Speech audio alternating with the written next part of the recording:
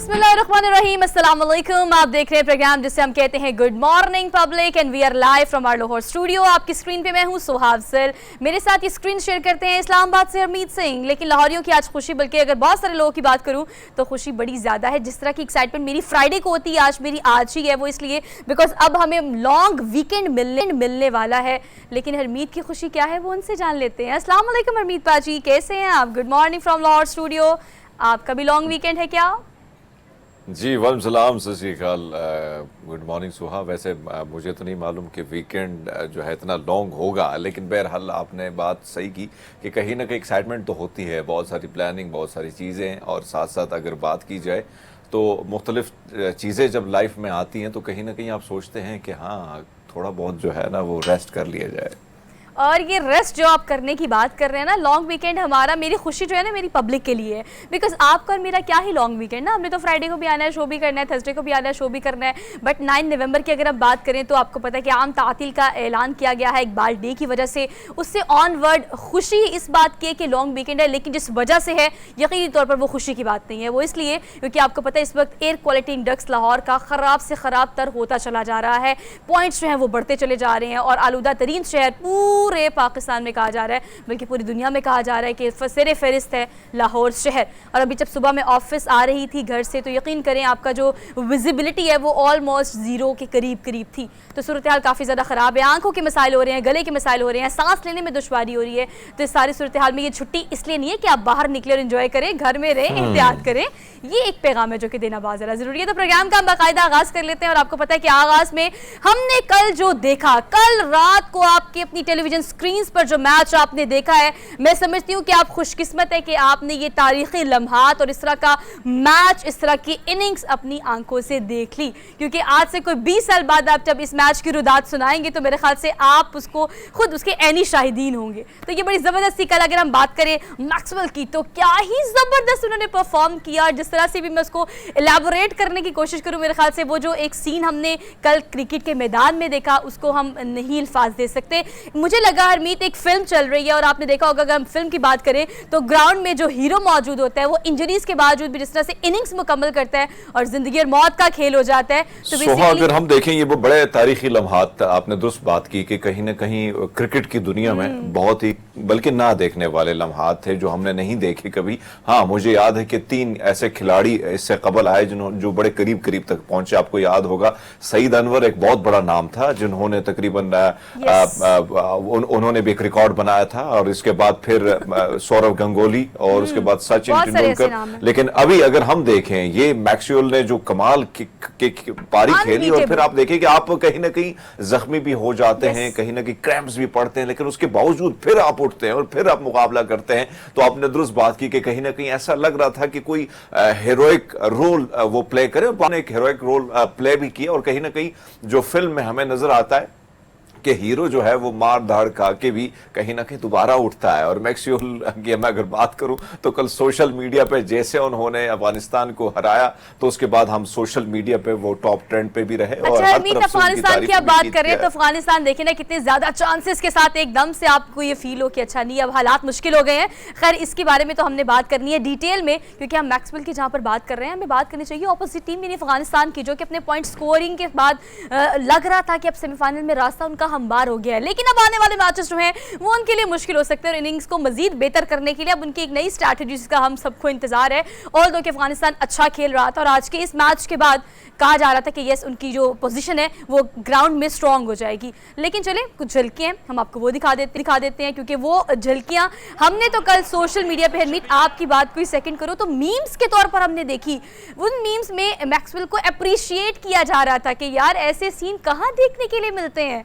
और जो क्रिकेट शायकीन है, जो क्रिकेट एक्सपर्ट्स हैं, और जिस तरह से एलैबोरेट कर रहे थे सारी सिचुएशन को कि डबल सेंचुरी तो की तारीख रकम की, लेकिन क्रैम्प्स और इंजरी के बावजूद जिस तरह से वो खेल रहे थे। और अगर अफगानिस्तान की टीम की बात की जाए तो कहा जाता है ना कि कैच इज अ मैच, तो मेरे ख्याल से वही स्ट्रैटेजी हमने कल देखी कि अगर आप कैच ड्रॉप करेंगे तो कहीं ना कहीं कुछ एक ही गलती जो है दूसरी गलती, दूसरा चांस आप किसी खिलाड़ी को देते हैं तो कहीं ना कहीं फिर वो बहुत कुछ करने की चाह रखता है और कामयाब भी हो जाता है। आप अंदाजा लगा लें है कि 10 छक्के और 21 चौके उन्होंने लगाए, और फिर जिस तरह पारी उन्होंने खेली, जिस तरीके से खेली। हालांकि मैं अफगानिस्तान की बॉलिंग की बात करूं तो हमेशा हमने उनकी तारीफ भी की है, और जिस किस्म से उनकी बॉलिंग है बड़ी कमाल की, वो बॉलर्स भी हैं, बैट्समैन भी हैं।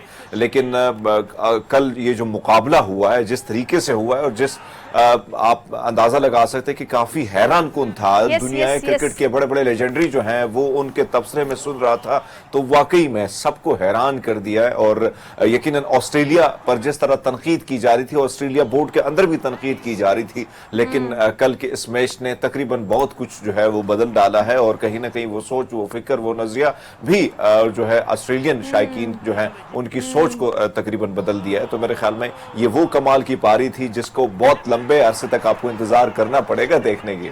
और ऑस्ट्रेलिया की टीम की आप बात करें तो हमें हमेशा उनके बारे में कहा जाता है कि ऑब्वियसली क्रिकेट इटसेल्फ एक अनप्रेडिक्टेबल मैच या गेम है, लेकिन आपको पता है अब ऑस्ट्रेलिया की इस टीम को या मैक्सवेल को जो है वो जिन मैक्सवेल का नाम अफगानिस्तान की जानिब से दिया गया, और ये जिन नहीं था जो कल डबल सेंचुरी के बाद पूरे ग्राउंड में आपको भागता दौड़ता दिखाई दे रहा था। और ये बड़ी ज़बरदस्त परफॉर्मेंस के बाद अफगानिस्तान के लिए अब थोड़ी मुश्किल है, लेकिन चले 3 विकेटों से शिकस्त के बाद ऑस्ट्रेलिया ने सेमीफाइनल के लिए अब कर लिया है क्वालिफाई, और अगले आने वाले मैचेस मोस्ट प्रोबेबली मजीद एक्साइटेड हो जाएंगे। तो इस दफ़ा का वर्ल्ड कप जो है ICC वर्ल्ड कप वो एक दिन के बाद इस तरह से इंटरेस्टिंग होता जा रहा है कि शायकीन क्रिकेट जो है उनका इंटरेस्ट मजीद डेवलप होता जा रहा है। और कल जो मैंने सीन्स देखे अमीत, जाते जाते मैं उसका भी जिक्र कर देती हूँ, वो जिम हो, वो मस्जिद हो, या वो कोई रेस्टोरेंट हो, जिस तरह से people are glued to the screen, वो देखने वाला था। बस लोग पता नहीं क्यों चाह रहे थे कि जिसकी मैक्सवेल से इतनी ज़्यादा एफिलिएशन मोहब्बत नहीं भी थी ना, कल वो चाह रहा था कि मैक्सवेल जीत जाए, और किस तरह से वो परफॉर्म कर रहा था और ऑस्ट्रेलिया की फेवर में एकदम से हमने देखा कि पब्लिक डाइवर्ट हो गई। तो ये कल बड़े ज़बरदस्त से सीन थे जो आपको मुख्तलिफ जगह पर देखने के लिए मिले थे। सो मैच was सुपर्ब, और मैक्सवेल को मेरे ख्याल से ये तारीख हमेशा सुनहरे हरूफ में लिखेगी। सो हमने अब आपको डेली डोज देनी है, लेकिन उस डोज से पहले एक छोटी सी ब्रेक। वापस आते हैं डेली डोज के साथ, हमारे साथ रहिएगा।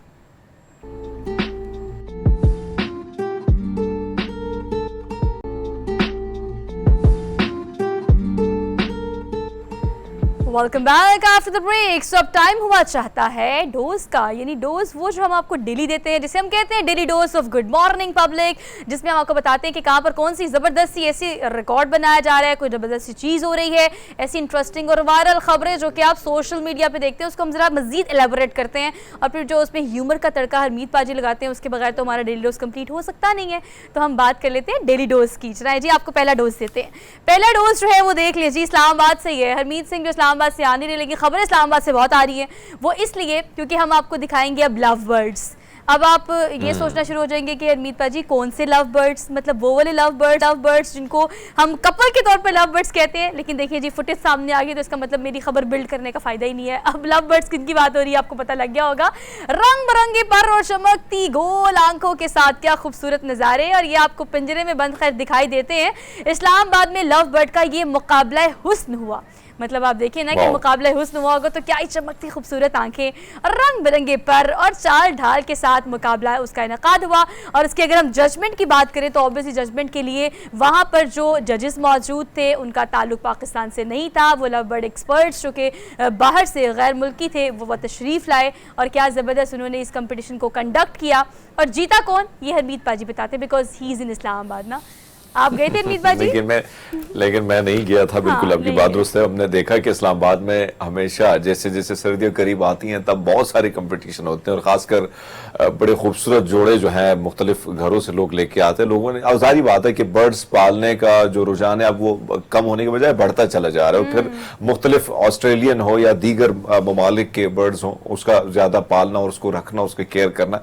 लेकिन बहरहाल इस किस्म के कंपटीशन जो होते हैं कहीं ना कहीं आपका वक्त भी बड़ा खूबसूरत गुजरता है, कहीं ना कहीं एक अच्छा सा टेलीविजन के लिए भी कोई ना कोई ऐसी जो है स्टोरी भी मिल जाती है, कोई अच्छा सा पैकेज वहां से निकल आता है। लेकिन बहरहाल ये तो आप ही बताएंगे कि कौन जीता फिर। सैम गिब्स की हम बात करें तो आपको पता है वो इंटरनेशनल बर्ड एक्सपर्ट हैं और दुनिया भर उनको जानती है इस लिहाज से कि जिस तरह भी इस तरह के कंपटीशन जब भी जहाँ भी कंडक्ट किए जाते हैं वो ज़रूर पार्टिसिपेट करते हैं। और बीइंग अ जज उन्होंने इस्लामाबाद में भी पार्टिसिपेट किया। और मुकाबला हुस्न में जो है वो लाहौर की अगर हम बात करें तो देखिए ना, मुकाबला हुस्न इस्लामाबाद में हुआ, लेकिन जो क्रेडिट ले गए वो लाहौर वाले ले गए। वो इसलिए क्योंकि आपको पता है लाहौरियों का ये बड़ा एक स्वैग है जो कि वो बड़े अच्छे से कैरी करते हैं कि अगर वो पेट रखते हैं तो उन पेट को बच्चों की तरह रखते हैं। तो ये जनाब जनाब हमने जब देखा तो बहुत एक से बढ़कर एक खूबसूरत लव बर्ड आपको वहाँ मिला, और ये बिल्कुल स्क्रीन पर जो आप देख रहे हैं ये वहीं की पिक्चर्स और फुटेजेस हैं जिसको आप इंजॉय कर रहे हैं। आगे बढ़ते हैं, अगली खबर आपको देते हैं। अगली खबर हमने दरअसल आपको देनी है थाईलैंड से। मतलब कि एक तो आप ट्रैवल करते हैं जो खुद करते हैं, एक आप डिजिटल ट्रैवल करते हैं, और हमारी कोशिश ये होती है कि स्क्रीन के थ्रू आपको हम घुमा फिरा दें। थाईलैंड लेके चलते हैं आपको, जहाँ पर फ्लोटिंग ट्रेन जो है वो बनाई गई है, जो डैम के ऊपर बने ट्रैक से रोजाना गुजरती है। और ये ट्रैक जो है, अगर नीचे हम डैम की बात करें तो हरमीत आपको पता है कि ये मौसम जो है जब सर्दियां आ रही होती हैं और उससे पहले बरसात का मौसम खत्म हो रहा होता है, तो उस दौरान आपको पता है पानी का जो बहाव है वो कंपैरेटिवली बाकी महीनों से ज़्यादा होता है। तो इस वक्त जो पानी है उसकी सतह काफ़ी ज़्यादा बुलंद है। तो जो ट्रेन में सफ़र करने वाले लोग हैं उनका कहना ये कि ऐसा लगता है, ऐसा खूबसूरत नज़ारा मिलता है हमें इस फ्लोटिंग ट्रेन पे बैठ के इस ट्रैक के ऊपर गुजरते वक्त कि हम समंदर को चीरते हुए समंदर के अंदर से समंदर की दूसरी तरफ जा रहे हैं।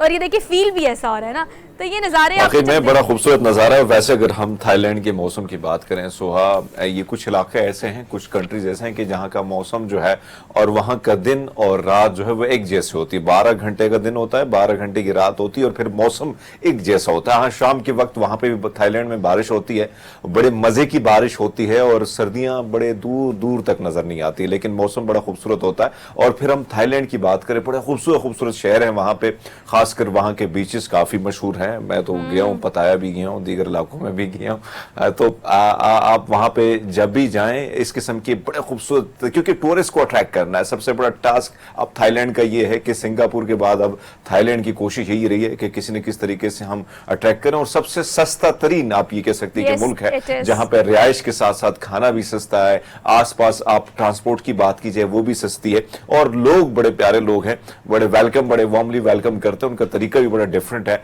आपको जब वो वेलकम करते हैं दोनों हाथ जोड़ के और काफी झुक के ऐसे प्रणाम करके आपको वेलकम करते हैं थाई की सरजमीन पर। लेकिन बहरहाल ये विजुअल बड़े खूबसूरत है और थाईलैंड की ये ट्रेन जो मैंने नहीं देखी, मेरे ख्याल में अब बनी है, लेकिन बड़ा खूबसूरत ये नजारा है।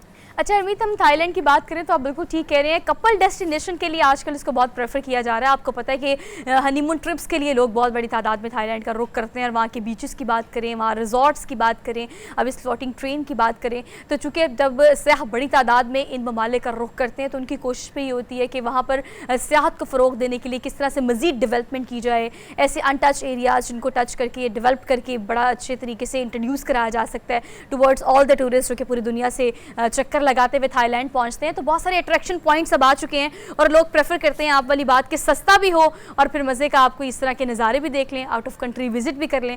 सो I think Thailand is a good option so far कि अगर हनीमून में भी नहीं भी जाना तो आप इंडिविजुअल भी विजिट कर सकते हैं। इट्स ओके, आप मतलब आपने घूमना फिरना है, so is a good destination for all of them.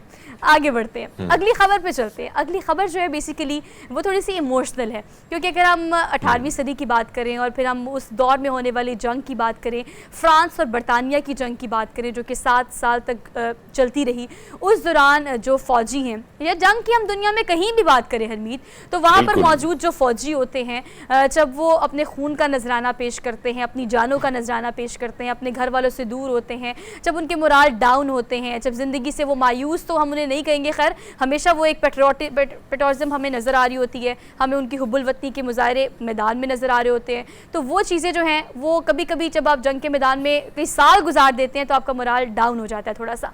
लेकिन ये खतूत मिले हैं जो कि दर्द भरे खतूत है, फ्रांसीसी फौजियों के लिखे गए ये वो दर्द भरे खतूत है जो कि 265 साल पुराने हैं, जो कि आज जब पढ़ रहे हैं तो जो उनके इमोशंस हैं उनको डिपिक्ट करने की कोशिश की गई है। कुछ फैमिलीज़ की तरफ से ख़त लिखे गए हैं और कुछ आपको पता है कि उस वक्त खतूत एक वाहिद ऐसा रास्ता था कुछ जिससे आप कम्युनिकेशन कर सकते थे। ये खतूत बाज़ुकात फ़ौजियों की जानिब से और बाज़ुकात उनके घर वालों की जानिब से लिखे जाते थे, जो कि उन्हें मौसूल नहीं हो सके एट दैट टाइम, क्योंकि जंग उस वक्त जारी और सारी थी। लेकिन ये खतूत ही हरमीत मेरे ख्याल से वाहिद सहारा होते हैं उन फौजियों का जो कि इस वक्त मैदान में या सरहदों पर मौजूद हैं। आपने दोस्त फरमाया कि कहीं ना कहीं जो बॉर्डर पे रहने वाले हैं, घर से दूर हैं और फिर कहीं ना कहीं उनको छुट्टी जो है वो भी नहीं मिलती और सर पे आपकी जंग आन पड़ी हो और आपको नहीं मालूम है कि अपने घर जाना या नहीं जाना। लेकिन इसमें कोई शक नहीं कि अपनों से दूरी जो है कहीं ना कहीं आप एक दुख में मुब्तला होते हैं, कहीं ना कहीं एक दुख, एक चुभन सी होती है दिल में। और फिर चाहे वो बच्चे हैं, बेगम है आपकी, या बहन भाई हैं, माँ है, वालिद साहब है, ये सारे आपको याद आते हैं। और मेरे ख्याल में मुझे याद है कि मैं जब रेडियो पे शो किया करता था तो मुझे ना सियाचिन और वहां से मुख्तलिफ इलाकों से जो है हमारे फौजी जवान कॉल किया करते थे, उनके बड़े जबरदस्त किस्म के पैगामात होते थे और जाहिर बात है उनके घर वाले भी उनको सुनते थे। यही तरीका था कि कहीं ना कहीं उनकी आवाज उन तक पहुंच पाती थी। तो मैं समझता हूं कि वाकई में इन खतूत को आप खोलें और देखें तो उसमें वो आंसर आपको नजर आएगा जो जज्बातों से भरा है, जो गम है, जो बिछड़े हैं, जो फासले हैं और फासले मिट नहीं जा रहे। तो जाहिर बात है कि वो खतूत आज 265 साल भी गुजर गए, लेकिन आज भी जो है उनको खोलेंगे तो वही दर्द, वही तकलीफ, वही आंसू, वही गम और वही जुदाई का रोना रोना है। कम्युनिकेशन का ये ज़रिया जो है खतूत लिखने का, अगर हम 18वीं सदी की बात करें तो आपको पता है कि उस वक्त तो ऑब्वियसली इसके अलावा कोई और मास मीडिया था नहीं जिसको उस वक्त यूज़ किया जा सकता था। तो एक तो आप जिस तरह कोरे कागज़ पर कलम उठा के लिख रहे हैं, जिन जज्बात की वजह से लिख रहे हैं, जो जज्बात आप कोरे कागज़ पर उतारने की कोशिश कर रहे हैं और फिर आपने वो लिख भी दिया, लेकिन ऑब्वियसली उस वक्त के वो फ़ौजी जो हैं उन तक ये पैगामात नहीं पहुंच सकें और आज बहुत साल बाद जब ये पैगामात ख़त की सूरत में सामने आया है तो सोशल मीडिया पे इसको बहुत अप्रिशिएट किया जा रहा है। यकीनन फैमिलीज़ के लिए मुश्किल होता है, बहुत मुश्किल होता है उन फ़ौजियों के लिए जो कि मैदान जंग में होते हैं और उन तमाम ख़ानदान वालों के लिए जो घर में इंतज़ार करते हैं और बाज़ वक़्त उनका इंतज़ार बहुत तवील हो जाता है और बाज़ वक़्त इंतज़ार ही करते ज़िंदगी गुजर जाती है। तो यकीनन ये एक मुश्किल काम है। We are done with our daily dose. हमने क्विक सी ब्रेक लेनी है, वापस आएंगे, हमारे साथ रहिएगा।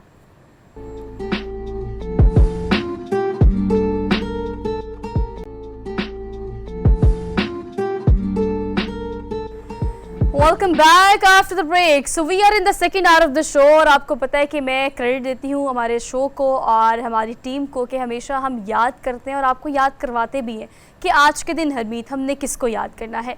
मारूफ शायर जॉन एलिया की अगर हम बात करें तो दुनिया से रुखसत हुए तो उनको कई बरस बीत गए हैं, लेकिन उसके बावजूद भी नौजवान नस्ल की बात की जाए या हर एज ग्रुप की बात की जाए तो कितनी खूबसूरती से वो आज भी हम सब में ज़िंदा है। क्योंकि अगर हम उनकी शायरी की बात करें और मैं कहूँ अगर आम लैंग्वेज में कि वन लाइनर कितनी खूबसूरती से वो अदा करते थे।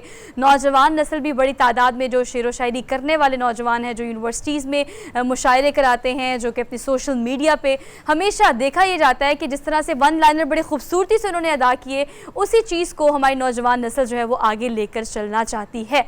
और उनके वन लाइनर और उनके शेर, नौजवान नस्ल की अगर बात की जाए, अगर हम बात करें वो तमाम मसाइल जिनको एड्रेस करना चाहिए माशरे में, हर तरह बड़ी खूबसूरती से उन्होंने अपनी अदायगी जो है अपने माशरे में अहम किरदार के तौर पर अदा की है और हम उन्हें आज भी याद करते हैं।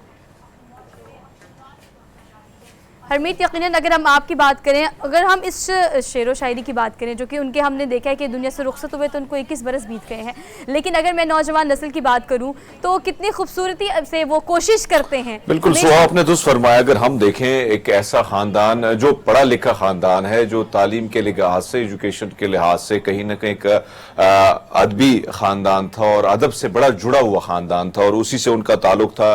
रईस अमरोही साहब जो एक अपने वक्त के एक बहुत बड़े शायर थे। और फिर अगर मैं जॉन एलिया साहब की बात करूं तो एक ऐसा दौर था कि शायरों की एक बहुत बड़ी तादाद थी, उसमें नाम बनाना बड़ा मुश्किल था। लेकिन आपने दुरुस्त बात की कि इनके जो ख्यालात थे, इनकी जो नजरियात थे, इनकी जो शायरी थी, ना सिर्फ इन्होंने नौजवानों को अट्रैक्ट किया, दूसरी जानब हमने ये देखा कि इनकलाबी शायरी इन्होंने की। इन्होंने कहीं ना कहीं मज़ाहमती शायरी जिसे कहते हैं, जो आज की जनरेशन को भाती भी है और उससे पहले जो जनरेशन थी उनको भी भा रही थी, जिसकी वजह से वो काफी पॉपुलर हुए।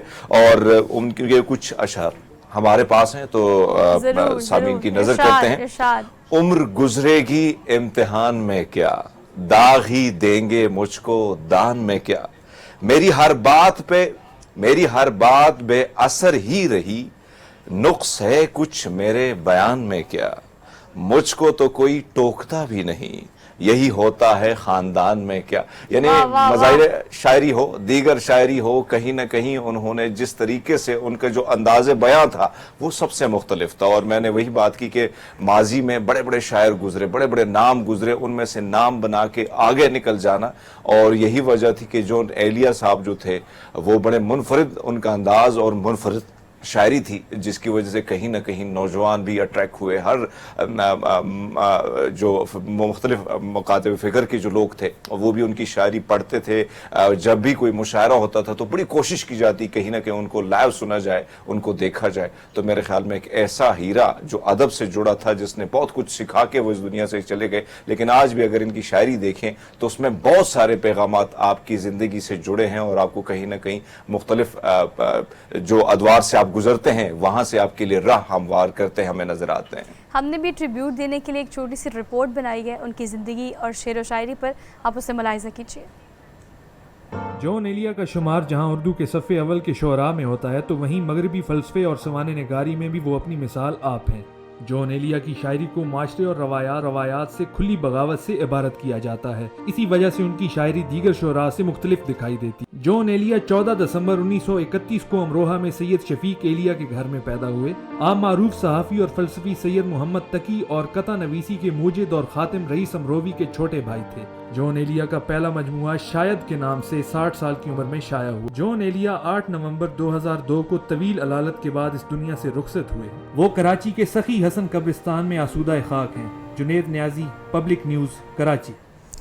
जो गुजारी ना जा सके ज़िंदगी, वो ज़िंदगी हमने गुजारी है, हमने वो ज़िंदगी गुजारी है। अगर हम अपनी बात करें तो ज़िंदगी के हर पहलू पे, चाहे वो माशी सूरत हाल हो, मुआशरती सूरत हाल हो और रोमानवी शायरी हो, हर पहलू में खूबसूरती अंदाज से जिस तरह से उन्होंने लिखा और जो उन्होंने पढ़ा और जो आज भी जो क्लिप्स हमने आपको दिखाए हैं, ऑब्वियसली वो क्लिप्स सोशल मीडिया पे भी आप देखते हैं कि हर नौजवान ने उसको शेयर ज़रूर किया होता है, क्योंकि ना सिर्फ वो उनसे इंस्पायर होते हैं बल्कि सीखने की कोशिश भी करते हैं।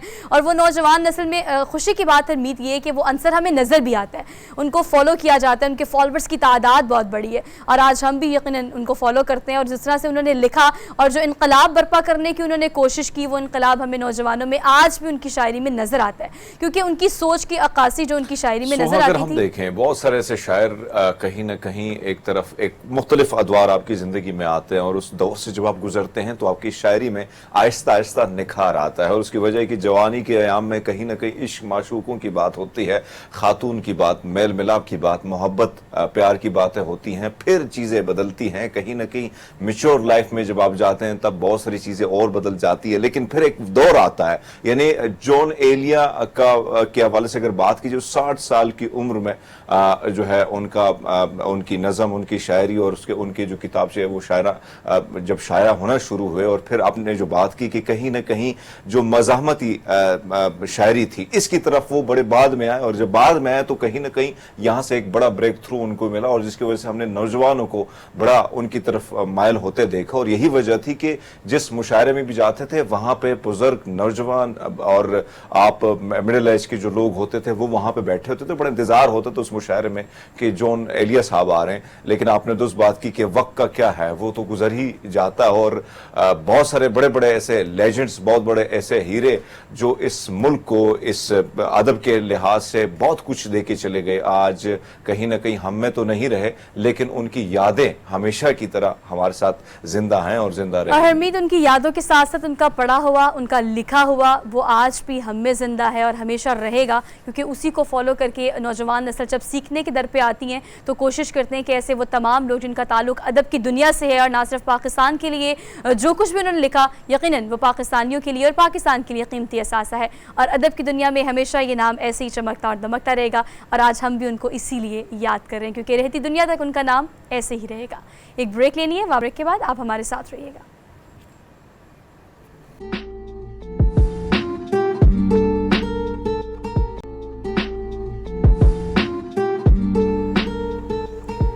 Welcome back after the break. So अगर हम बात करें या यूँ कहूँ मैं आपसे एक सवाल करूँ तो मेरे ख्याल से मैं कहूँ या पूछूँ आपसे कि आपको सबसे ज़्यादा अजीज़ कौन है, तो यकीनी तौर पर जवाब यही होगा कि हमें हमारी फैमिली बहुत प्यारी है। फैमिली में आपके बहन भाई हैं, आपके माँ बाप हैं, सबको अपनी फैमिलीज बहुत प्यारी होती है। लेकिन ये जो डबल स्टैंडर्ड है, आज हम प्रोग्राम में इस टॉपिक पे, इस कंडक्शन में इस चीज़ की बात करेंगे कि अपनी फैमिली हर किसी को बहुत प्यारी होती है, जिसे हम जॉइंट फैमिली सिस्टम कहते हैं और उसमें बहुत खुश होते हैं। लेकिन राइट आफ्टर मैरिज हमें क्यों वही जॉइंट फैमिली सिस्टम जो है वो सेपरेट फैमिली सिस्टम में चाहिए होता है? इतना सादा सा सवाल है। और ये सवाल जब हमने लोगों से किया और रिव्यूज़ लेने की कोशिश की तो उन्होंने क्या रद्देमल दिया, ये ज़रा पहले आप देख लें, उसके बाद हम इस प्रोग्राम का टॉपिक का बाकायदा आगाज़ करते हैं। Just have a look.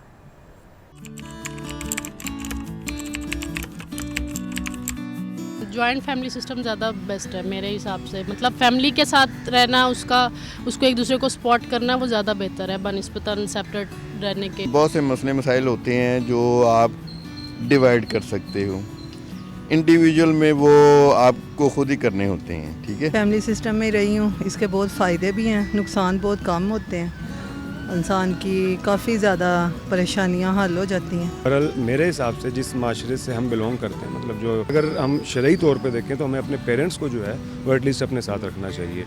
Joint family system में अपने प्रॉब्लम्स हैं, अपने एडवांटेजेस हैं, और सेम इज़ द केस के जो सेपरेट रहते हैं उनके अपने प्रॉब्लम्स हैं, अपने उनके एडवांटेजेस हैं। एडवांटेजेस डिसएडवांटेजेस दोनों में है। जब जॉइंट में रहता है ना इंसान, तो उसकी सोच कुछ और होती है और वो उन्हीं के मुताबिक सोचता है, जिस तरह जॉइंट फैमिली की एक सोच होती है। एक दूसरे का दुख दर्द, एक दूसरे का रहना सहना, मतलब है कि उसमें काफ़ी चीज़ें मतलब कंबाइंड हो जाती। शादी के बाद जो है ना बेसिकली हमारे हुजूर सल्लल्लाहु अलैहि वसल्लम ने जो पसंद किया है ना वो अकेला जो कि अलग हो जाए, क्योंकि आजकल की दौर को अगर हम देख लें तो इसमें ज़्यादातर झगड़े होते हैं। जॉइंट ये देखें हर घर पे इन्हिसार करता है, अगर तो आपकी अंडरस्टैंडिंग होती है भाइयों की आपस में, तो उसमें मेरे ख्याल से जॉइंट फैमिली सिस्टम बेहतर है। लेकिन अगर मेरे घर की बात की जाए तो मैं समझता हूँ कि न्यूक्लियर फैमिली सिस्टम जो है वो ज़्यादा बेहतर है। जॉइंट फैमिली सिस्टम ठीक है, इसलिए कि इकट्ठे रहने से काफ़ी मसलों से इंसान बच जाता है।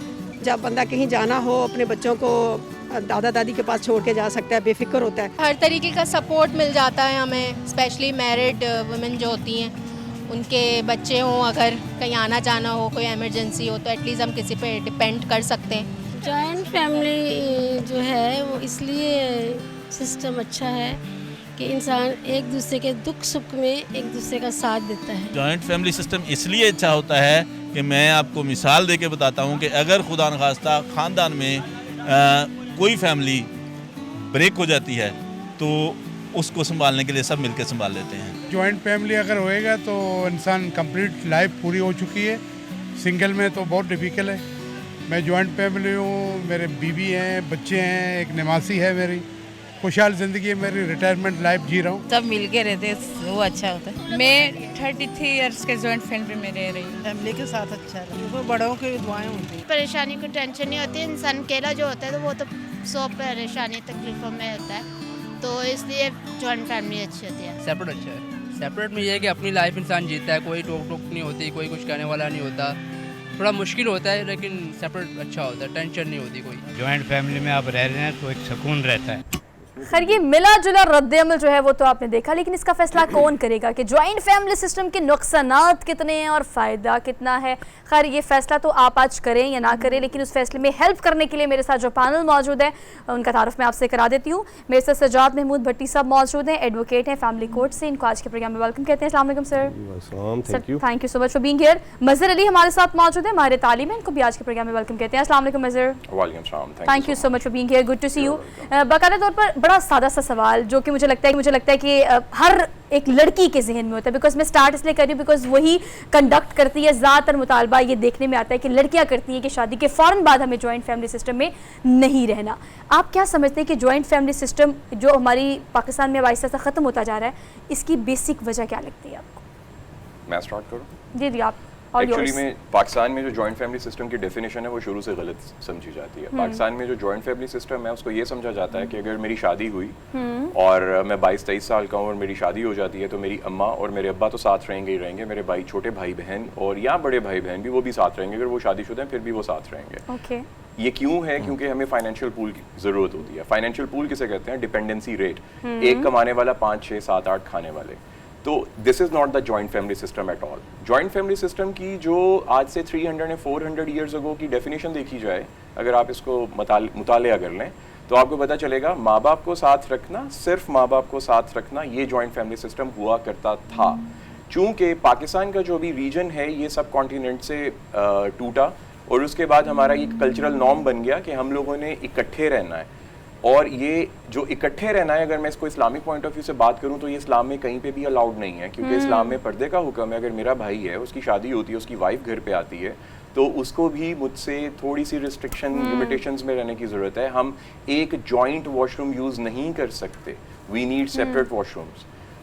उसके बाद अगर थोड़ा सा इसको और आगे बढ़ाते हैं, अभी जो करंट एरा की बात करते हैं, तो यहाँ पे जो जॉइंट फैमिली सिस्टम है वो इतना ज़्यादा डिमोलिश्ड हो चुका हुआ है कि एक अगर 22, 23, 24 साल का लड़का या लड़की शादी करते हैं तो उनको वो हरास करता है। अब हरास किस तरह करता है, क्योंकि जो सास होती हैं, जो ससुर होते हैं, वैसे अगर देखा जाए हमारे घर के मामलात में सास ज़्यादा बोलती हैं, ससुर कम बोलते हैं। तो जो सास होती हैं वो उसको अपनी सेकंड पार्टी समझती हैं, सेकंड पार्टी के वो नेक टू नेक आने लगे हैं। क्योंकि बेटा पहले माँ की सुनता था, अब बेटा बीवी की सुन रहा है। ऐसा नहीं है कि बेटा गलत है, ज़रा इसको डीप डाउन जाइए थोड़ा सा, इसको आप लोग भी जो ऑडियंस सुन रही है थोड़ा सा इसके ऊपर सोचिए।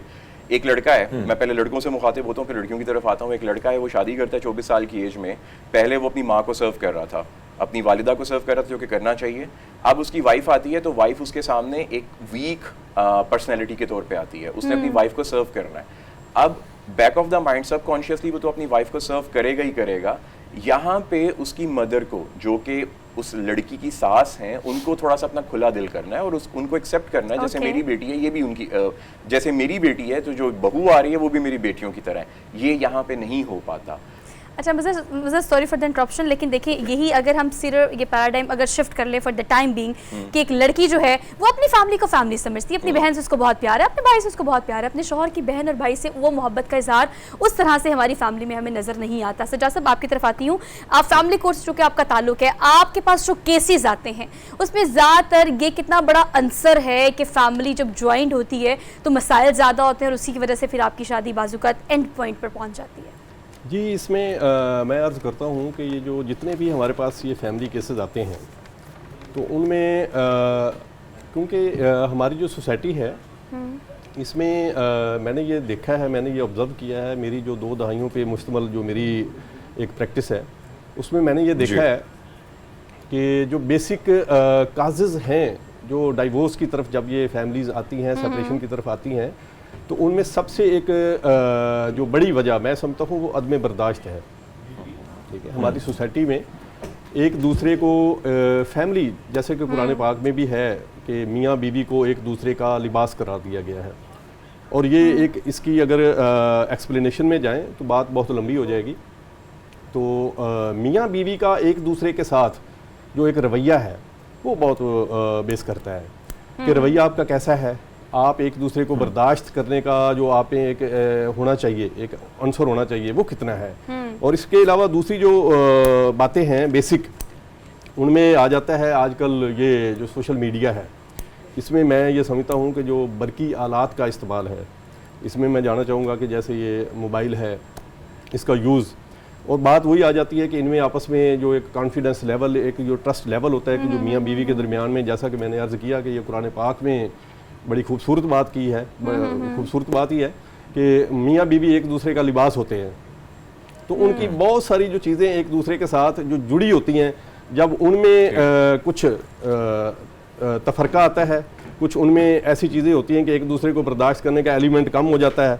ठीक है, और इसके अलावा मैं एक और बड़ी अहम बात जो आज के टॉपिक के हवाले से मैं करना चाहूँगा कि जॉइंट फैमिली सिस्टम बिलाशुबा हमारे जो तहज़ीब है, जो हमारा एक इस्लामी मुआशरा है, इसमें इसके दाई, इसके मानने वाले, इसको प्रमोट करने वाले बहुत कसीर तादाद में आपको मिलेंगे। लेकिन मैं ये समझता हूँ कि सेपरेशन की और ये जो हमारे पास डाइवोर्स के लिए जितने भी लोग आते हैं उनमें एक बड़ी वजह जॉइंट फैमिली सिस्टम, ठीक है, वो है।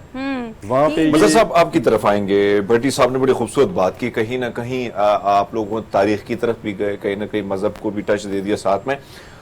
लेकिन एक सोच जो माजी में हमने देखी, बल्कि बहुत सारे इलाकों में आज भी हम देख रहे हैं कि कहीं ना कहीं जॉइंट फैमिली सिस्टम है, वहाँ पे इजाज़त भी नहीं है। लेकिन अगर हम देखें जो नई जनरेशन आ रही है, शादी से पहले पहले जो प्लानिंग होती है, अलग होना है, सास ससुर से दूर रहना है, नंदों से दूर रहना, ये सोच आने की वजह क्या है? क्या अब जो महंगाई है, बेरोजगारी है, या कहीं ना कहीं हम पर ज़्यादा हावी हो चुकी हैं फिल्में, ड्रामे, वो स्क्रिप्ट जो कहीं ना कहीं हस्बैंड आता है ऑफिस से और बेगम जो है मुस्कुराते चेहरे के साथ, फिल्मों में होता है चाय देती है, वैसे तो जाके बड़े गुस्से में माथा होता है उसका।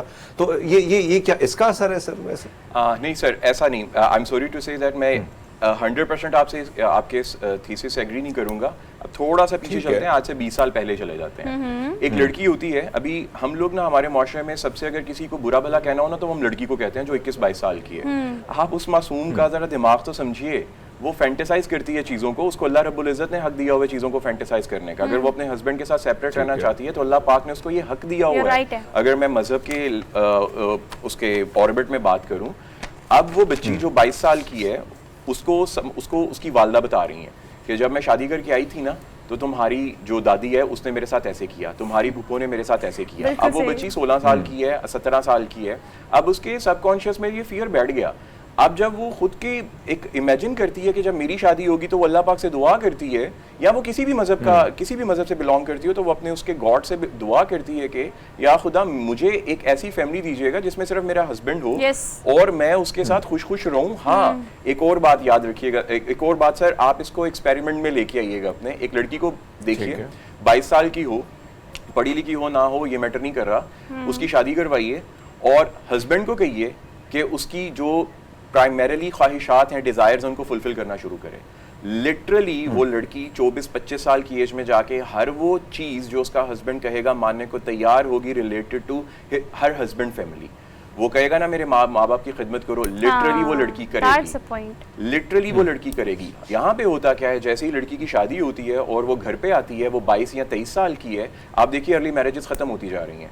दो के इस्लाम में अर्ली मैरिजेस जैसे ही एक लड़का और लड़की बालिग होते हैं उनको शादी का हुक्म है, लेकिन अब ये खत्म होता जा रहा है। क्यों खत्म होता जा रहा है? क्योंकि इकोनॉमिक जो हमारा इकोनॉमी का स्ट्रक्चर है उसमें लड़का सेटल्ड नहीं है और लड़की जो है वो सोच रही है कि मुझे गाड़ी मिलेगी मेरे हस्बैंड से, हम दोनों। भट्टी साहब, सजाद साहब जो मजहर साहब जो फरमा रहे हैं, भट्टी साहब आपकी तरफ आएंगे। अगर हम देखें ये जो सोच है, कहीं ना कहीं आपको नहीं लगता कि जो एक लड़की आ रही, नई नवेली दुल्हन है, लेकिन हमने घर में पहले तो हम जाते हैं जिस तरीके से उनको लाया जाता है बड़े जबरदस्त तरीके से, लेकिन उसके बाद जब वो आती है तो उन ससुरालियों से फिर राब्ता भी नहीं होता जो लड़की की फैमिली, और कहीं ना कहीं एक्सपेक्टेशन जो है बहुत बढ़ जाती हैं और वो लड़की जो अपने घर की आदी है वो किसी और किचन में जाती है तो सास को भी कहीं ना कहीं तकलीफ होती है, नंदों को भी होती है। तो इस चीज को समझने के लिए, सोचने के लिए कितना वक्त उसको देना चाहिए? और साथ साथ बताइएगा कि क्या ये भी वजूहात बनती हैं कि जिस तरह प्रेशर बिल्ट होता है जिसकी वजह से अदालतों का रुख खवातीन करती हैं, तलाक की जो जोड़े हैं चले जाते हैं तलाक के लिए?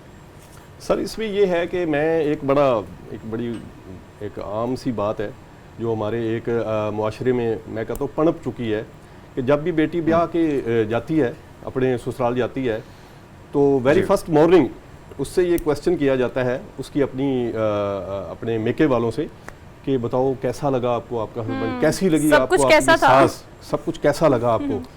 तो वो उसमें उसके उस दायराकार को अगर देखा जाए, उस चीज़ को देखा जाए, इस रवैये को अगर देखा जाए, तो वो नॉर्मली क्या उसका रिस्पॉन्ड करती है वो बच्ची, वो दुल्हन जो है नई नवेली, वो यही कहती है कि जी वो जैसे ही मैंने सोचा था, जो मेरी इमेजिनेशन थी वो नहीं है, ठीक है, ये तो अजीब सा माहौल है यहाँ पे। अब इसमें मैं थोड़ा सा इसमें ये ऐड करता चलूँ अमीत भाई के जो पेरेंट्स की जो दी हुई एक तरबियत होती है, ठीक है, उसका बड़ा अमल दखल है इसमें कि जो पेरेंट्स हैं जब बेटी ब्याह के, ठीक है, रुखसत होती है, दूसरे घर में जाती है, तो ये पेरेंट्स की एक बड़ी रिस्पॉन्सिबिलिटी है कि वो उसको समझाएं कि जी आपने अपने सास के साथ कैसे बिहेव करना है, ठीक है, आपने अपने ससुर के साथ कैसे बिहेव करना है, ठीक है, अपनी नंदों के साथ आपने कैसा रवैया रखना है, अपने हस्बैंड को आपने क्या दर्जा देना है। तो ये सारी चीज़ें जो हैं, ये जो उसकी तरबियत है, जो उसकी पीछे जो जहाँ पे उसने 20-22 साल, 18 साल, 20-22 साल, 23 साल जो उसने गुजारे होते हैं,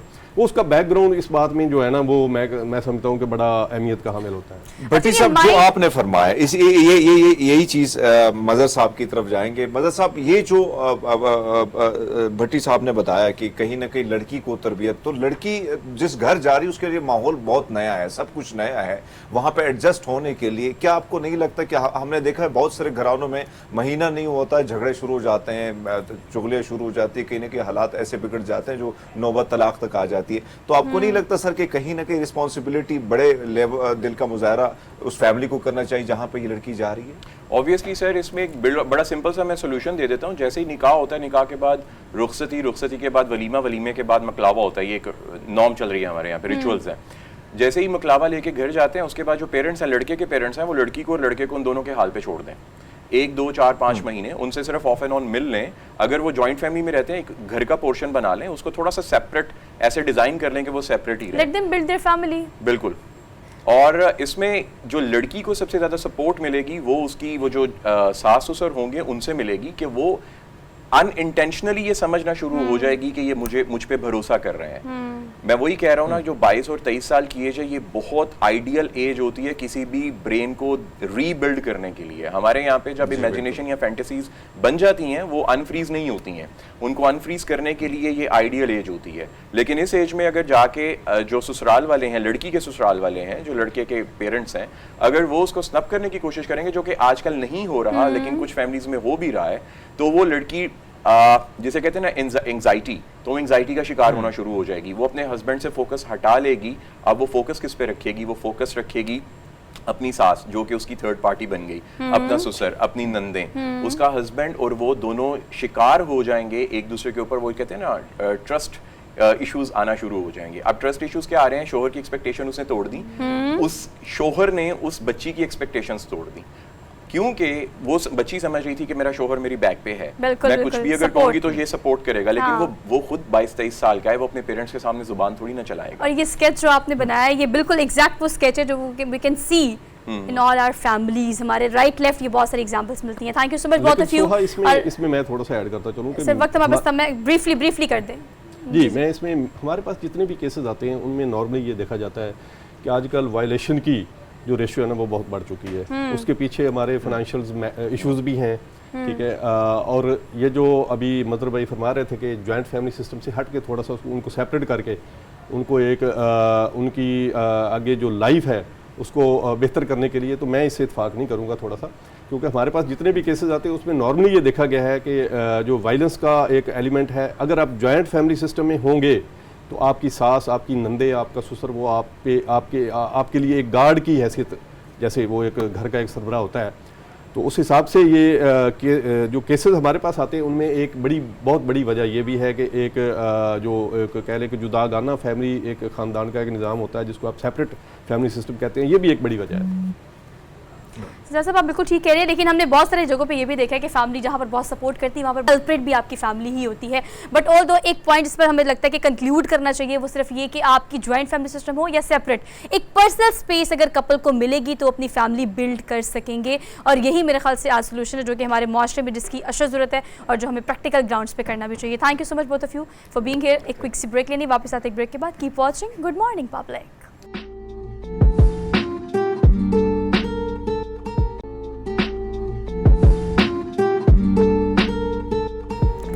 welcome back after the break. सेहत के जितने भी मसाइल हैं आजकल तो रियलाइजेशन पॉइंट पर पहुंचने से पहले तक डैमेज बहुत ज़्यादा हो चुका होता है। तो उम्मीद आज हम प्रोग्राम में बात करेंगे खून की कमी के शिकार तमाम। अगर हम खवातीन की बात करें तो कंपैरेटिवली देखने में आता है कि मर्दों की निस्बत खवातीन में खून की कमी ज़्यादा पाई जाती है। फिर बच्चे भी इसका मुसलसल शिकार हो रहे हैं। खुराक की अगर बात की जाए या हमारी डेली रूटीन की बात की जाए, किस तरह से खून की कमी को कैटर किया जा सकता है, इस पर आज के प्रोग्राम में हम बात करेंगे। मेरे साथ जो पैनल मौजूद है उनका तारुफ मैं आपसे करवा देती हूँ। हमाला खान हमारे साथ मौजूद है, मारिया ग़ज़ायत, उनको आज के प्रोग्राम में वेलकम किया। प्रोफेसर डॉक्टर फरीद ज़फ़र हमारे साथ मौजूद है, प्रिंसिपल हैं और जनरल हॉस्पिटल, आपको आज के प्रोग्राम में वेलकम कहते हैं। अस्सलाम वालेकुम sir. Thank you sir, thank you so much for being here, good to see you. Sir कहिएगा कि अगर हम रेशो की बात करें तो खवातीन में खून की कमी, आयरन की कमी हम ज़्यादा देखते हैं। आपको बेसिक रूट कॉज क्या लगता है आजकल की रूटीन को कीप इन माइंड रखते हुए? जी बिस्मिल्लाहिर्रहमानिर्रहीम। एक तो ये बहुत इम्पोर्टेंट प्रोग्राम है और इसमें फीमेल्स में एनीमिया ज़्यादा एज़ कम्पेयर टू मेल्स है, और उसके दो रीज़न्स हैं। एक तो हमारा जनरल ट्रेंड ये है कि जो माँ है वो सबसे एंड में खाना खाती है, पहले वो बच्चों को खिलाती है, हस्बैंड को खिलाती है, और फिर उसको वो खाना उतनी क्वांटिटी में नहीं मिलता। और दूसरा ये कि जो रिपीटेड प्रेगनेंसीज हैं वो हमारा एक बहुत इंपॉर्टेंट कॉज है फीमेल्स में। और फिर कुछ फीमेल की अपनी डिजीज़ ऐसी हैं जो यूट्रस से रिलेटेड हैं जिनकी वजह से अनीमिया फीमेल्स में ज़्यादा है। और जनरली फीमेल्स का जो डाइटरी ट्रेंड है वो भी इस तरह है कि उन्होंने दही बल्ले खाने, गोलगप्पे खाने और इस तरह की चीज़ें, चटखारे पकौड़े खाने, आपकी तरफ आएंगे, अगर हम देखें एनर्जी नहीं आती। डॉक्टर साहब जो फरमा रहे हैं, एक तरफ तो हम देखते हैं कि लोग टैबलेट्स वगैरह की तरफ फिर निकलना शुरू हुई। कोई ऑर्गेनिक कोई तरीका है कि कहीं ना कहीं ब्लड की कमी है तो वो पूरी की जा सके? हमारा आपको आवाज़ आई है हरमीत की? आवाज़ थोड़ी सी ज़्यादा करें ताकि हमारा जो है वो सुन सके। अच्छा, मैं हमारा आपसे सवाल करती हूँ कि अगर हम जैसे इन्होंने कहा डॉक्टर साहब ने कि खुराक भी बहुत ज़्यादा इसका अहम रोल प्ले करती है खून बनाने में, लेकिन हम क्या देखते हैं कि आजकल ज़्यादातर ख़वातीन या मर्द हज़रात भी डाइट कॉन्शियस बहुत ज़्यादा होते हैं। ऐसी कौन सी खुराक लेनी चाहिए जो कि खून बनाए आपके अंदर ज़्यादा से ज़्यादा और कमी को पूरा कर सके? हमारी डेली लाइफ में सोहाग बहुत सारी ऐसी प्रोडक्ट्स मौजूद हैं जो हमारे आयरन के लेवल को बढ़ा सकती हैं। सो हमें अपनी डेली लाइफ में से कुछ चीज़ों को कैसे निकालना चाहिए। जैसे स्पेसिफिकली बात करें तो बहुत सारे लोग जो होते हैं वो प्रोटीन ज़्यादा ले रहे होते हैं, ठीक है। प्रोटीन्स के अंदर हमारे पास आयरन का बहुत इंपॉर्टेंट कंटेंट मौजूद है। आप प्रोटीन जो है वो अपने चिकन से, पोल्ट्री से ले सकते हैं, उसके अंदर आयरन बहुत ज़्यादा मौजूद है। अंडों से ले सकते हैं, उसके अंदर आयरन बहुत ज़्यादा मौजूद है। और इसी के साथ साथ आप मीट और बीफ से ले सकते हैं, उसके अंदर भी आयरन बहुत ज़्यादा मौजूद है। अब आप बात करें, बहुत सारे लोग ये कहते हैं कि हम ये चीज़ें खा नहीं रहे होते हैं, कुछ मेडिकल कंडीशंस की वजह से वो ये चीज़ें कंज्यूम नहीं कर पा रहे होते। तो उसमें हम क्या कहते हैं, आप दालों की तरफ शिफ्ट हो जाएं, प्लांट बेस्ड प्रोटीन्स को अपनी डेली लाइफ में शामिल कर लें। जैसे आप प्लांट बेस्ड प्रोटीन्स को अपनी डेली लाइफ में शामिल करेंगे तो आयरन का एक बहुत इंपॉर्टेंट कंटेंट आपको मिलता रहेगा। इसी तरह जैसे सर्दियाँ बढ़ती जा रही हैं, आप देख रही हैं कि हरे पत्तों वाली सब्जियाँ जो हैं वो बहुत ज़्यादा मौसम में आती जा रही हैं। सो आप देखेंगे कि उसके अंदर भी आयरन का एक बहुत इंपॉर्टेंट कंटेंट मौजूद है, इसलिए क्योंकि हमारे पास डिफरेंट चीज़ें अवेलेबल है ना। तो कोशिश करें कि अगर मटन या बीफ या चिकन नहीं तो आप दालों की तरफ चले जाएं या हरे पत्तों वाली सब्जियों की तरफ चले जाएं। अब इसके साथ साथ डॉक्टर साहब, अगर हम देखें, अगर मेरी आवाज़ आ रही है डॉक्टर साहब तक, तो डॉक्टर साहब एक चीज़ जो ज़्यादा हम देखते हैं कि मुख्तलिफ जो आपने ख़वातीन की बात की, मर्द हजरात की बात, कौन सी ऐसी अलामतें हैं जो नज़र आती है और कहीं ना कहीं आपको पता चलता है कि हाँ ब्लड की कहीं ना कहीं कमी हो रही है, इंसान को कैसे पता चलेगा? देखिए, एक तो पहले जो मैडम एक आंसर कर रही थी वो बड़ा अच्छा इन्होंने डाइट के बारे में बोला, वो सब थोड़ा सा मैं और आगे चलूँ कि डाइट जो जैसे मैडम ने कहा एक बैलेंस डाइट लाजमन होनी चाहिए। बिकॉज अगर डाइट में किसी भी चीज़ की एक्सेस हो जाए तो वो भी हेल्थ के लिए अच्छी नहीं होती। अगर आप ज़्यादा मीट खाना शुरू कर दें तो वो आपको हाइपरटेंशन की तरफ ले जाती है और इश्यूज़ में। अगर आप ऑयल लेना शुरू कर दें या अंडे ही ज़्यादा खाना, तो balance diet is very important. और अनीमिया जैसे ही अब हमारी, क्योंकि आजकल स्मॉग एक आ गई, उससे पहले कोविड रहा, फिर डेंगू बहुत ज़्यादा फैला हुआ है, इन चीज़ों ने अनीमिया की प्रॉब्लम बहुत ज़्यादा ऑल ओवर द वर्ल्ड बढ़ा दी। और उसमें फिर डिफरेंट डिबेट चल पड़ी कि ये कौन कौन से अज़ाब को इफ़ेक्ट कर रहा है, कैसे इफ़ेक्ट कर रहा है। तो लोगों में एक तो ईजी फटीगेबिलिटी स्टार्ट हो जाती है जब आप काम करना शुरू करें। लेट से कि आप पहले 2 घंटे काम कर रहे हैं, अब आप 2 घंटे काम नहीं कर सकते, घंटे के बाद आपको थकावट शुरू हो जाती है। आप अगर कोई एथलीट हैं, कोई गेम खेल रहे हैं या फिज़िकली ज़्यादा एक्टिव हैं और आपकी डाइट प्रॉपर नहीं है या किसी और वजह से आपको वर्म इन्फेस्टेशन है, कहीं और किसी और जगह से ब्लड लॉस हो रहा है या अंदर कोई मैल एब्जॉर्प्शन चल रही है या और इस तरह की कोई डेफिशिएंसी डिजीज़ हैं, कोई कैंसर्स हैं, तो वो अपनी अलामात उसमें ज़ाहिर करना, ईजी फटीगेबिलिटी सबसे पहले आती है और फिर ये चीज़ बढ़ती जाती है। तो क्योंकि आरबीसीज ने ऑक्सीजन भी लेके चलनी है तो फिर ब्रेथलेसनेस स्टार्ट हो जाती है और फिर टेस्ट शुरू हो जाते हैं कि इसको कोई हार्ट का प्रॉब्लम तो नहीं हो रहा, कोई कोविड तो नहीं हो रहा, कोई दमा तो नहीं शुरू हो गया। और अब टेस्ट कराते हैं तो बीच में वो फिर अनीमिया निकल आता है। फिर ज़्यादा हो जाए तो फिर आप उसमें कहते हैं स्वेलिंग डेवलप होनी शुरू हो जाती है और ये आइज़ में चेक हो सकता है और इंसान का जो स्किन है वो उसका कलर चेंज होने लग जाता है, पैलर ज़्यादा डेवलप होना शुरू हो जाता है। अच्छा डॉक्टर साहब, ये सारे वो सिचुएशंस हैं, वो सिम्टम्स हैं जो कि अलार्मिंग है, लेकिन जिसे हम नॉर्मल आहिस्ता आहिस्ता कर लेते हैं बिकॉज हम इसे कंफ्यूज कर देते हैं। हमारा आप इस हवाले से कैसे इसे एड्रेस करेंगी कि because of diet, because of so many reasons और आजकल जो हमारी रूटीन है उसकी वजह से आपको क्या लगता है कि हम कंफ्यूज कर जाते हैं कि शायद ये किसी और वजह से है? किस तरह से हम इसे एड्रेस कर सकते हैं? अच्छा, बिल्कुल ऐसे है कि आपको जैसे डॉक्टर साहब ने बात की, अपने साइंस एंड सिम्टम्स पे बहुत ज़्यादा फोकस करना चाहिए। समटाइम्स हमें पता ही नहीं चल रहा होता कि हम किस तरफ लेकर जा रहे हैं अपनी डाइट को।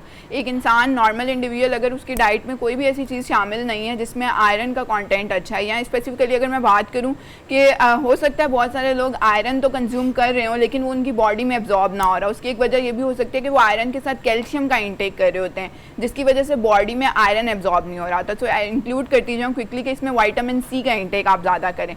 आयरन के साथ अगर आप विटामिन सी का कॉम्बिनेशन ले रहे हैं तो वो आयरन को अच्छे से एब्जॉर्ब करे, लेकिन अगर बहुत सारे लोग आयरन के साथ कैल्शियम ले रहे हैं, कैल्शियम में हमारे पास डेयरी प्रोडक्ट्स बहुत ज़्यादा आती हैं, अगर उनका इस्तेमाल कर रहे हैं तो क्या होगा कि आपके आयरन के एब्जॉर्प्शन को नहीं होने देगा। अच्छा, अब आप जैसे बात करिए कि हमें कैसे पता चलता है, तो obviously physical science and symptoms हैं, सबसे पहले हम उनको एड्रेस करते हैं। बहुत सारी फीमेल्स आप देखेंगे वो पेलनेस का शिकार रहती हैं, उनकी आम जुबान में बात करें तो जो स्किन है वो येलोइश फॉर्म में हो रही होती है, डार्क सर्कल्स बहुत ज़्यादा पड़ रहे होते हैं, नेल्स बहुत ज़्यादा स्पून शेप्ड होते हैं, आप देखेंगे हेयर जो है वो बहुत ज़्यादा ब्रिटल हो रहे होते हैं, टूट बहुत जल्दी रहे होते हैं। तो ये सारे अलामात जो हैं वो एक तरफ ले जाते हैं कि अल्टीमेटली आप अपना जो है CBC का टेस्ट करवाएं और आप अपनी रिपोर्ट्स के थ्रू इसको जज करें कि आपका HB लेवल किधर जा रहा है। HB लेवल अगर आपका 11.5 से फीमेल्स में, 12.5 से मेल्स में कम है तो ये अल्टीमेटली इस बात का साइन है कि आप में आयरन डेफिशिएंसी एनीमिया का रिस्क जो है वो बहुत ज़्यादा है। इसके साथ साथ बहुत सारी मेडिकल कंडीशंस होती हैं सोहा, जिसमें आयरन डेफिशिएंट जो लोग होते हैं वो हो जाते हैं। जैसे कि बात की जाए तो प्रेग्नेंट मदर्स जो होती हैं वो ड्यूरिंग प्रेगनेंसी अपना सारा आयरन जो अपने फीटस में ट्रांसफर कर देती हैं, जिसकी वजह से वो आयरन सारी सिचुएशन को आप लाइट नहीं ले सकते। अलार्मिंग इसलिए कि आपको फौरी तौर पर उसको एड्रेस करना चाहिए अंटिल अनलेस बहुत ज़्यादा देर ना हो जाए।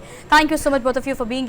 We are done with our show. एक आपसे अब लेनी है छुट्टी, नॉट ब्रेक। इंशाल्लाह कल मुलाकात करेंगे नए टॉपिक, नए इश्यूज़ के साथ। अपना बहुत सारा ख्याल रखिएगा। अल्लाह हाफिज़।